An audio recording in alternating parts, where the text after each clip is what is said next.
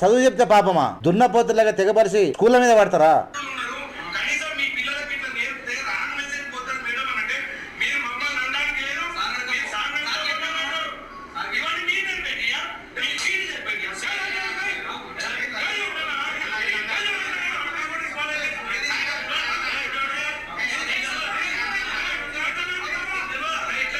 ఈ ఇన్సిడెంట్ ఏదైతే జరుగుతుందో, ఎవరైతే ఉర్దూ టీచర్ ఉర్దూ నేర్పుతారని కొడుతుర్రో, ఈ కొట్టేటువంటి దున్నపోతు వీడు ఒక అడ్డి గాడిద కన్నా అధ్వానం. ఇలాంటి వెధవలు కొక్కోల భూమి మీద. ఈ తెగబలిసినటువంటి అడ్డమైన ఈ దున్నపోతే ఎవడైతే ఆ ఉర్దూ టీచర్ని కొట్టిండో, ఇలాంటి గాడిద కొడుకులు కొక్కోలడు. పొట్ట తీస్తే ఒక అక్షరం రాదు. ఇలాంటి చిల్లర వెధవలంతా ఏం తెలుసురా భోషుడికే? నీకు ఒక టీచర్కు ఉన్న వాల్యూ నీకు ఏం తెలుసా అంటున్నా.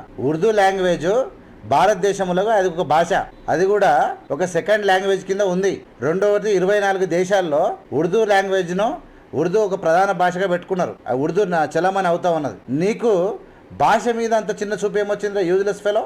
నిజంగా తెలుగు వచ్చిన పిల్లలు కానీ, హిందీ వచ్చిన పిల్లలు కానీ, ఇంగ్లీష్ వచ్చిన పిల్లలు కానీ భాష నేర్చుకుంటే, మన పివి నరసింహారావు గారు 9 భాషలు రాసేది మాట్లాడేది. అంబేద్కర్ గారు కూడా 12 భాషలు రాసేది మాట్లాడేది. జ్ఞానం ఉన్నటువంటి వాళ్ళు ఇప్పుడు మన పిల్లలను హిందీ, ఇంగ్లీష్, తెలుగుతో పాటు జర్మన్ కానీ, ఫ్రాన్స్ కానీ అనేక భాషలు నేర్పిస్తాం. అందులో కూడా ఉర్దూ నేర్చుకుంటే తప్పు లేదు. ఇలాంటి నీతి లేని అడ్డగాడిదలు బరి తెగించి బలిసినటువంటి ఇలాంటి దున్నపోతుల ముఖం మీద ఉంచాలి.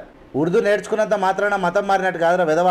చిల్లరగాళ్ళు ఊర్లల్లో చాలా మంది జమ అయిపోయారు. ఏం చేయాలనో అర్థం కాదు. ఒకటే గుడ్డెద్దు బయలుపడ్డట్టే ఉంటుంది. ఏం బతుకులరా మీవి? గడ్డం మెచ్చుకుంటే అయిపోయాయి వాని కొట్టుడే. మనుషులను మనుషులుగా చూడండి రా వెధవల్లారా. ఆయన హెడ్ మాస్టర్ చెప్తానే ఉన్నాడు పక్క నుండి, నువ్వు అట్టేటో మాట్లాడతావా అని. వాని మీదకి ఎగబడతారు తినబలిచి అడ్డగోలిగా బలిసి. మనుషులు ఆరా మీరు? ఏం ప్రాబ్లం అయింది దాంతో? ఉర్దూ నేర్చుకుంటే మీ పిల్లలకు జ్ఞానం పెరుగుతారా?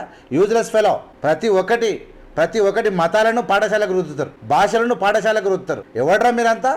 ఎక్కడ దాపరించారు మీరంతా? ఇలా మల్టీ లాంగ్వేజ్ నేర్చుకుంటే పిల్లల యొక్క జ్ఞానం పరిపూర్ణంగా ఎదుగుతుంది. ఆ పిల్లగానికి కాన్ఫిడెన్స్ వస్తుంది. ఎన్నో భాషలు ఇప్పుడు లంబాడి భాష కూడా లిపి కావాలని కోరుకుంటారు. వాళ్ళు నేర్చుకొని చదువుకుంటే పిల్లలు ప్రయోజనకైతే వాళ్ళ నాలెడ్జ్ పెరిగి వాళ్ళ బ్రాడ్ మైండ్ అవుతుంది. వాడిని కొడుతున్నారు, అది పాపమారా? చదువు చెప్తే పాపమా? మీ లేక దున్నపోతులాగా తెగపరిచి స్కూళ్ళ మీద పడతారా? ఈ విధవలను పోలీసులు అరెస్ట్ చేసిన కఠిన కారాగార శిక్ష ఇలాంటి లుచ్చలకు. ఏం పని లేదు, తిన్నదరగకపోయి స్కూళ్ళ మీద పడతారు. ఒక భాషన మన నరేంద్ర మోడీ ఏమో మొత్తము ముస్లిం దేశాల పోయి తిరుగుతాడు, వాళ్ళు ఎమ్మడి తిరుగుతారు. ఈ అజ్ఞానులు, ఈ అడ్డగాడిదలు, ఈ చదువు రానటువంటి సిగ్గుదప్పిన విధవలేమో మొత్తం మతాలు కులాలు కాకుండా బతుకుతారు. పాపము ఆ ఉర్దూ టీచర్ని పిల్లల ముందర స్కూల్లో పోయి కొడతారా? ఇంత బరితెగింప ఏంద్రా మీకున్న హక్కు? ఎవడిచ్చిన హక్కు మీకు? చెప్పు. ఏ గాడిది కొడుకు చెప్తాడో ఉర్దూ నేర్చుకుంటే పాపమా? మతం మారినట్ట లేకుంటే ఇంకేందో చెప్పమని ఏమన్నా? ఇంత అజ్ఞానమైనటువంటి సమాజంలో ఈ అజ్ఞానుల చేతనే దేశం నాశనం అయిపోతూ ఉంది. కొట్టుడు అంటే ఎట్లా కొడుతురు చూడండి. ఇంత ఘోరం ఉంటుందా? ఇదో ఎట్లేగా వాడుతురు.